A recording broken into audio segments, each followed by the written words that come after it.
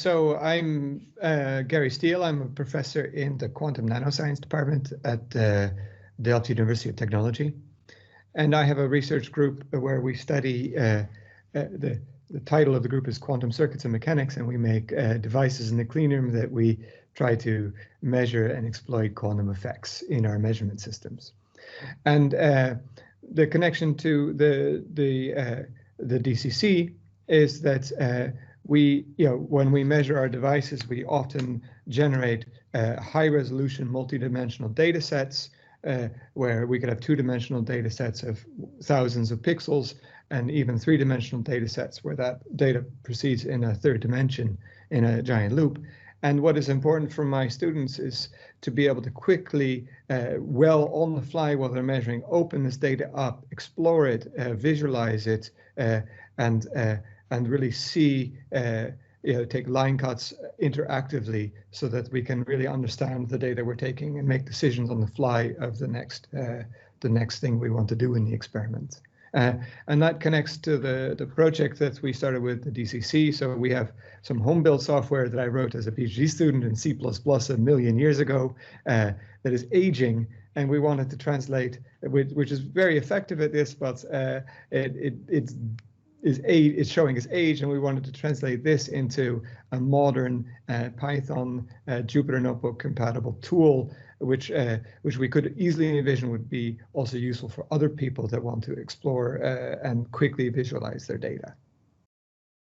The starting point, well, we have sort of two starting points. The starting point, of course, was this old C++ software, and actually that was the first thing that we did, is showed the people from DCC exactly how this old software works.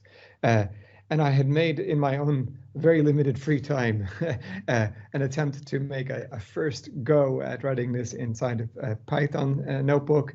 And I was a couple hundred lines of code, and that was the basic starting point. The code was sort of not very efficiently written and was already ballooning to a bit of a mess. And so the idea of the project with the DCC was to take that, to figure out if the approach that I'd started with was the right approach, and to try to bring that, if possible, to a working prototype of code that we could use in the group to replace this aging software with a modern Jupyter and Python-based solution. That was our aim.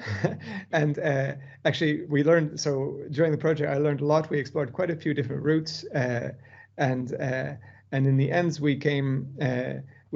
I also personally learned a lot about how to do this programming more efficiently, technical things like using libraries to link different parts of your code and really abstracting your code out properly so that it's more reusable and more streamlined and more easy to write and work with. And I think that's a very useful thing that I would have not been able to do myself otherwise in the time that I have, and also well outside the expertise of the PhD students and postdocs in my group.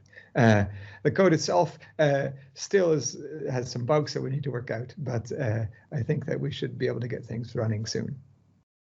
Sure. So we started with, this is the modern, the COVID times. All of these interactions were via a Zoom or Teams window.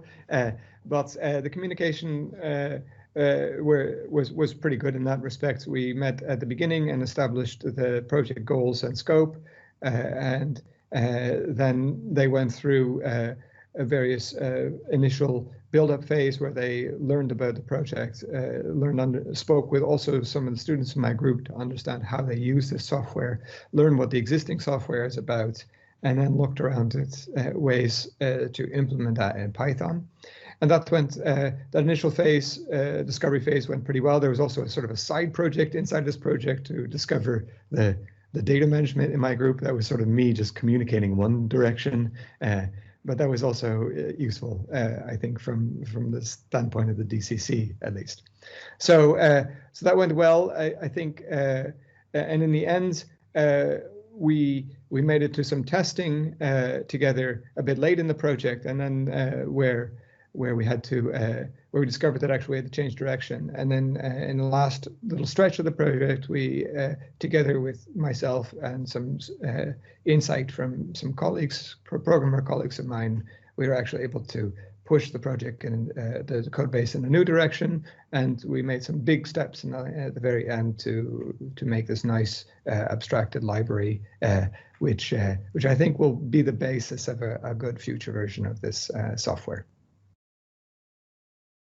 Let me say to start, modern research you cannot do modern cutting-edge research without good software skills, and this is something that has become super clear, certainly in my field, but in all the researchers I talk to.